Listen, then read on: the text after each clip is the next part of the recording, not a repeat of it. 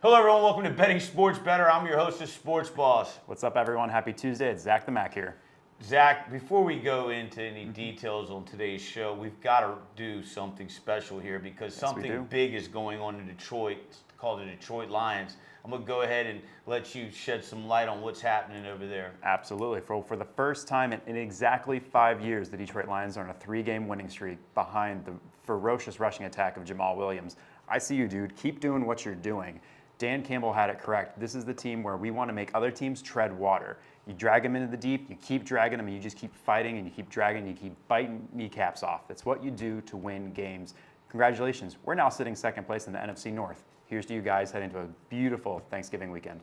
That's awesome. That's awesome. Yeah, later on carving it up on some Thanksgiving Day games. I think Detroit might be on the side we're leaning against. Right now, we're at the halfway point. NFL season from Thanksgiving until the Super Bowl is right there at the halfway point. Time's flying. A lot of pretenders, contenders, different teams on different sides of the win-loss column.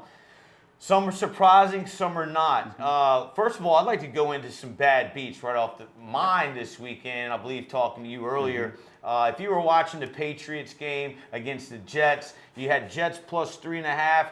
Jets are punting. I think there's a couple seconds on the clock. New England drives down in a normal world, kicks a field goal. They win, but if you had the Jets with 3.5, you're still cashing the ticket. Not so fast. The Jets punt the ball. New England runs it back to the house and blows the spread. Really a bad beat if you had Jets money that day. What do you think about that, Zach? So that was a terrible beat. That game was watching literal paint dry until the final seconds of the game. But congratulations to a Bill Belichick coach team securing it on special teams and getting that victory for your team. However, I have a bigger issue with the New York Jets right now. Zach Wilson, I get it. You are a young quarterback in the bright lights of New York City. You've got to stand up there and own your team. So when you're asked point blank if the offense did anything to let the team down and you sit there and tell me no, I take huge issue with that.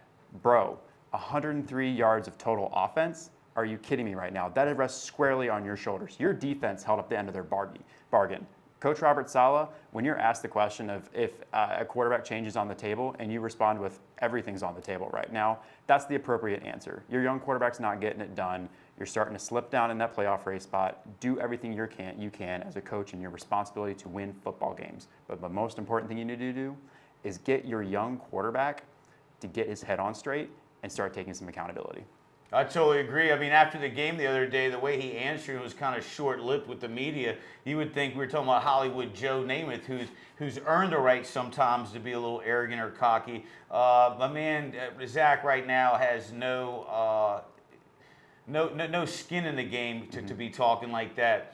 I'm going to jump right on into some Beamer ball, and I'm not talking about Frank Beamer. I'm talking about Shane Beamer and the South Carolina Gamecocks.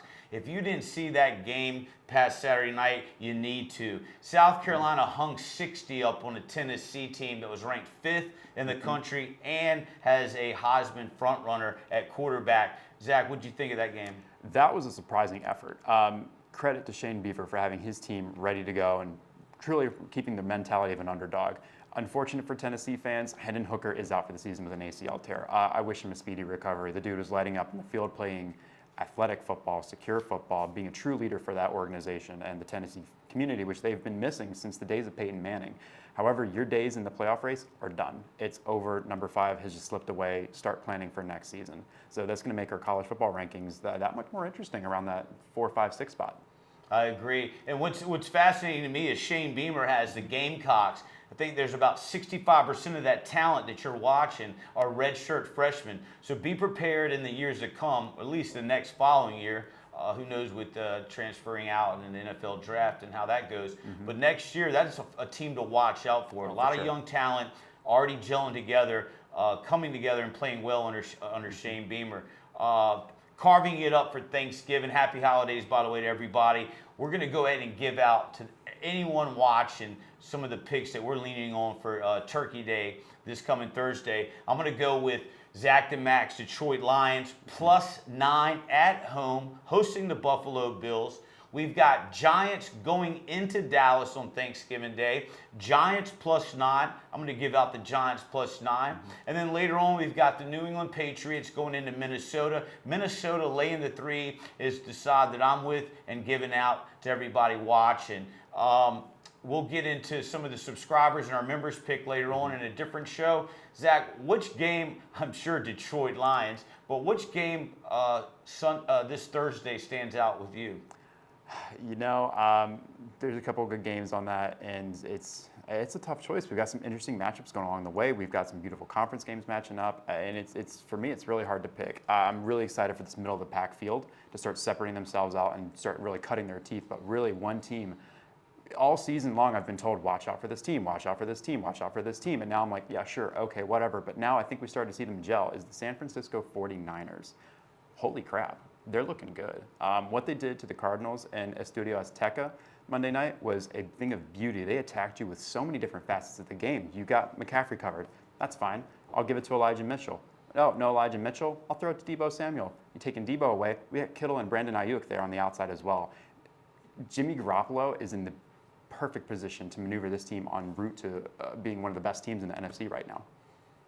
I agree. So, Bills in Dallas is who I gave out for my Super Bowl run, and I believe you were on Philly and the Bills, correct? I was on Philly and the Bills. However, recent trends, I try not to subject myself to recency bias, but it's looking good. Dallas is definitely shored up their team. Like I said, the 49ers are shoring up their team. Buffalo's kind of plateauing a little bit, and Philly's shown some weaknesses and tendency against that defense and a strong run game. So that top pack is looking pretty tough right now. Yeah, I think we gave out to our members, we gave out the Colts plus the points over Philly. That one came in, unfortunately, to Cleveland. Cleveland Browns were 1 plus the 7.5. That was another one I was going to mention as far as bad beats. Cleveland goes for 2, doesn't get it, scores again, decides not to go for 2, kicked the extra point. That game landed a half a point short on what needed to happen. Of course, Houston got barn burned by Washington. I had given out to our members Houston plus the 3. That was never close from beginning to end. What about the Kansas City Chiefs, Zach? That's what I want to talk to you about.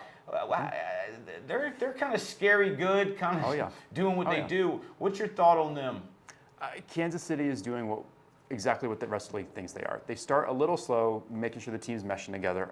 Yes, the Hill trade influences the team, but we're so tired of hearing that. You've got other options that can work with this team. And of course, if you have Patrick Mahomes as quarterback, you're going to be in the game. Travis Kelce is his number 1 guy. He's going to be the number 1 on whatever team you put him on, and chipping with another 3 touchdown performance. The dude's unstoppable. And the Chargers completely lost track of him again. So Kansas City right now, Patrick Mahomes has earned his way in the MVP conversation, if not the front runner at this point. I know I was high on Hurts, I was high on Josh Allen, but with their recent midseason struggles, Patrick Mahomes has supplanted himself again in that top of that conversation. Yeah, as much as it bothers me to admit, Mahomes and the Chiefs are looking very, very good. Mahomes is playing lights out. Yep. That's pretty much it for me, Zach. Anything else you want to dump in before we wrap up for our show before the holidays start? Sure. Right now, it's more of an homage to the Charlottesville community and the University of Virginia right now. It's a terrible act of senseless violence. There's no rationale behind the events that transpired. So our hearts in the community and our thoughts and prayers are out for that organization. I know the University of Virginia has canceled its last 2 football games for the season, which I think was the right move to really focus on family and supporting one another. So it's a terrible time, especially around the holidays. Are already pretty tough for most families, but losing loved ones around this time, it makes it even tougher. So all our thoughts and prayers go out to the Charlottesville community, and it's a time to be with family. Nice. Well said. Happy holidays, happy Thanksgiving. Remember, tune in to win. If you're at a loss, watch the Sports Boss.